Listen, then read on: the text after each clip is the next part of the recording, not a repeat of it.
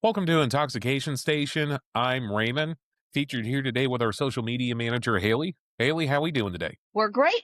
Thanks, Ray. Absolutely. So, in continuation of the Culture Coast trip locations, we're going to talk on Bench Brewing and Webb's, essentially joined at the same property. This is a great location overall from both an aesthetic standpoint and from a selection of different brews that they have, both at different locations, but on the same property at the same time. And it's Now, really at the heart of St. Pete. Like, if you ask somebody from St. Pete where to go to get good beer, they're going to tell you Green Bench. Everybody in St. Pete knows what Green Bench is. yeah, it was a pretty busy location when we were there. Of course, this was towards the tail end of the Culture Coast trip that we did.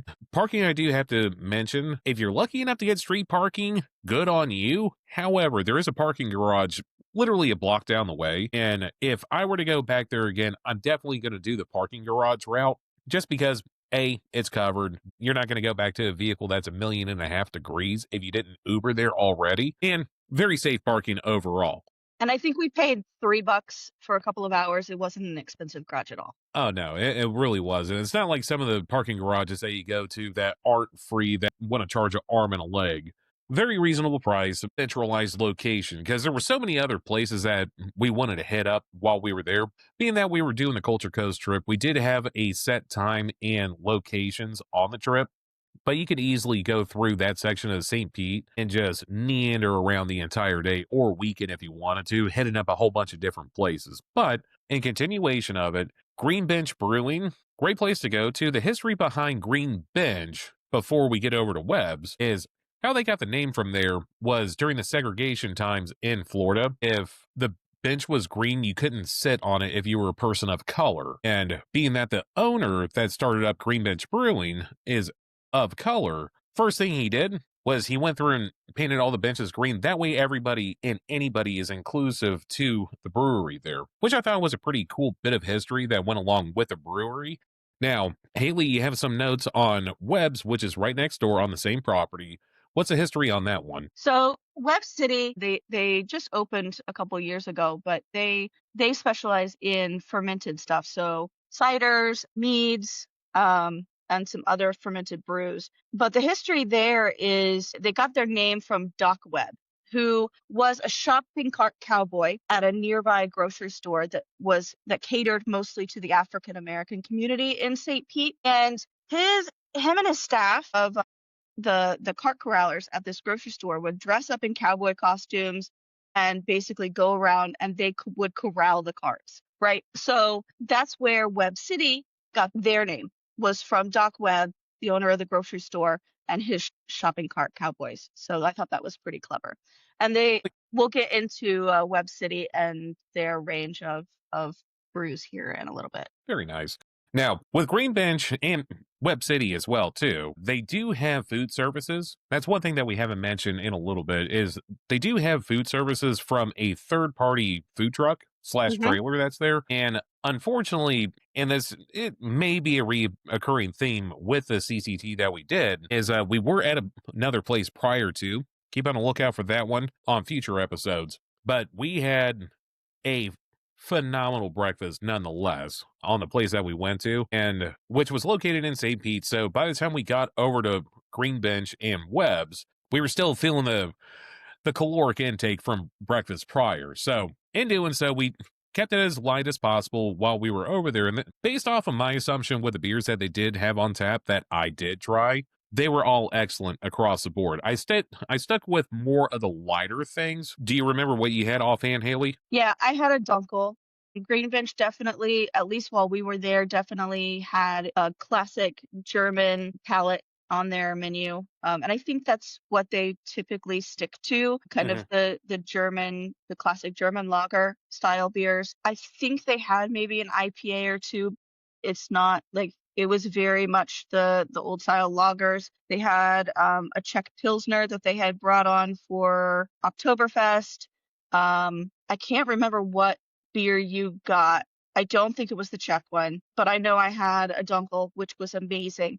And their glassware was really cool. It wasn't the typical pint glass. It was like a really tall, skinny, even their half pints were really tall and skinny, and then their their normal pints were really tall, but they were more of a German style glass. They were really neat. But I just love that style of beer. That's one of my favorite styles of beer. So going to Green Bench and seeing that was primarily their menu, and that it wasn't just because of Oktoberfest, that's just the style of beer that they brew. Which excellent brews all across the board. A super friendly staff. They were able to direct me in a direction that I didn't know I wanted to go to when it came to the beers. Granted, I did forget to take notes down just because we were on the tail end by the time that we got over to Green Bench of the CCT, and we were both completely worn out. It was a We were very tired, long weekend. but it was still pleasurable. We still had a good time, and I think if we had been there on a normal day when we hadn't been drinking all weekend, we probably would have sat there much longer. When we got to Webb's, we sat there for a really long time and uh, I enjoyed Webb's quite a bit. We were a little, we were definitely feeling our breakfast when we were sitting at Green Bench. We were both a little, we needed a nap. We didn't sit in the Green Bench side for very long, but the beer was fantastic. And I had actually been to Green Bench several years ago at night to meet a friend when I was in St. Pete, and I remember it was packed at night, and definitely a not a party place, but definitely a meeting area for a lot of the younger crowd in St. Pete. The beer was just as good as I remember from back then. Which it did really reflect on the overall experience there from when we were there. Mhm. Now, just as any other episode that we do, we are going to have the address location for Green Bench. And since Webb's is right next door, they literally have a fence that is adjoining the two of them. Yeah, nice little courtyard area with some turf and some picnic tables. There were some dogs out there too. Which, I mean, dogs at anywhere is going to be a great time. Now, when it comes to Webb's had a little bit more going on the inside, both from an aesthetic standpoint and from a different tier aspect as well, too. Because we stayed predominantly in the lower stairs area where they had a big meeting area with a bunch of different fermenting barrels going on at the same time. And over there, you are able to basically create your own brew, and they have the storage area to allot for it. Now, they also had an upstairs as well, too, which gave you a great scenery of the street down below, which if it was a little bit cooler outside, that would have been the place to be at because you're up high, you're able to look on the street, see how lively it is, which it was a really nice day when we were there. But overall, it's Florida, it's going to be hot. And that was a really quiet place that you could go to. They also had an upstairs bar area as well. Not full liquor, it was their fermented products that they had there at Webb's. But it's a great little area. Definitely a place that you can do a little bit of work on the laptop if you're able to work remote. Nice quiet area. You're still noticing what's going on in the background, but it's not in your face like it would be at the brewery or in the lower stairs area. They've created a nice little co-working area for the locals to come and, if you work from home and you need to get out, sometimes you don't want to work at your desk all day. They've created, several different tables, kind of like you would find in a coffee shop. Get away from your desk, so you're not sitting at home where you're distracted. You can get out and, be around people, but not be around people. So you can go and work in the quiet. Socialize like a cat.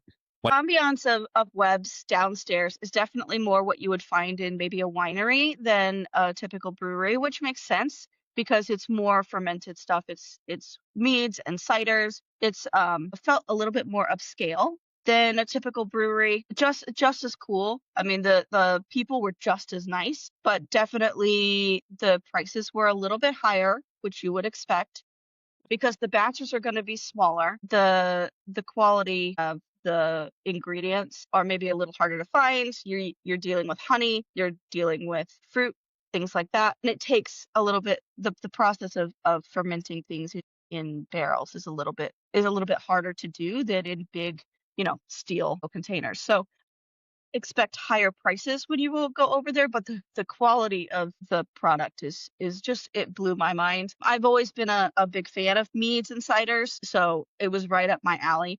And had we not been at the end of our journey, I probably could have spent all day in there. And just tried everything they had.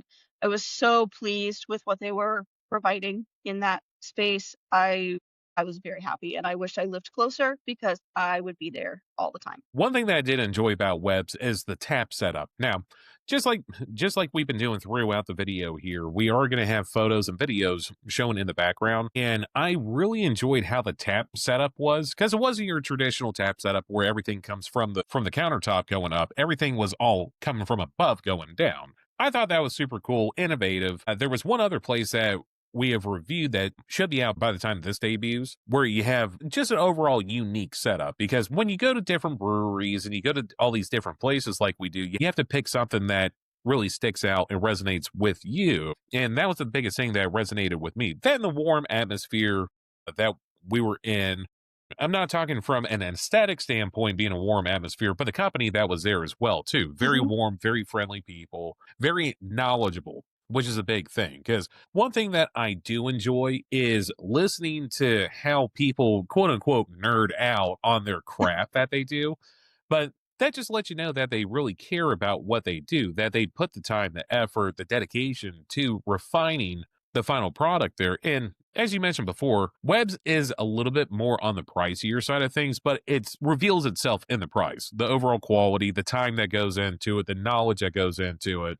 And I can respect that. As much as you can go to your dive bar and pick up $2 beers, which if you know a place, holla at your boy. But as much as I enjoy those places, I can also enjoy the subtle art and the craft that goes into these nicer establishments that we go to. Now, noted in that, um, probably a place that you want to wear a full shirt and not a cutoff like I did, because keep it classy, Florida. But overall, beautiful place, great location, just awesome overall, and had we not had a big breakfast prior to, probably would have gotten like some of the food that they had to offer as well too. Because it's not like that you go up to the food cart or food trailer, food truck, whatever the verbiage that you want to use for it.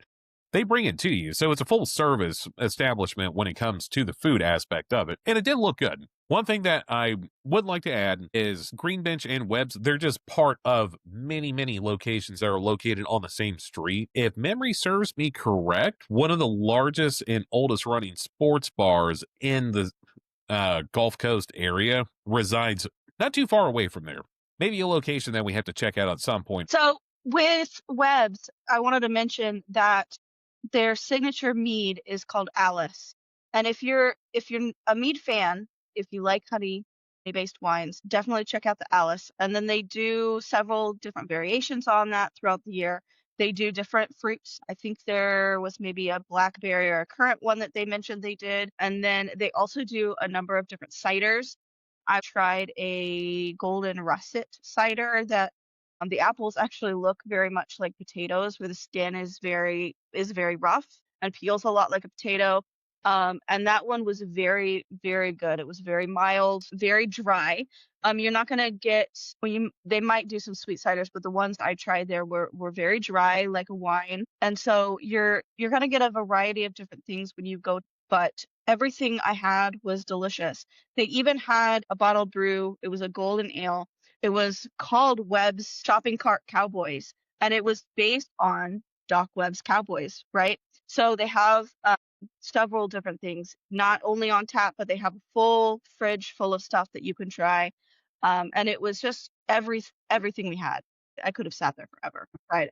Their full lineup. Which, once again, I really enjoyed the plays. It was a great find, which, Haley, thank you so much for doing all the research on all the places. Because, I mean, ultimately, part of the Culture Coast trip was to venture outside of the comfort zone of the areas that we've been to prior, expand the reach a little bit, see what else is available in all these different areas. And it's something that we're going to try to act on at least once a year, hopefully in celebration for our second year anniversary for the Intoxication Station podcast, which, if you want to support the channel, we do have our Shopify account. On there, you can purchase t-shirts, hats, all kinds of different items. One of the items that Haley is wearing is on our Shopify account.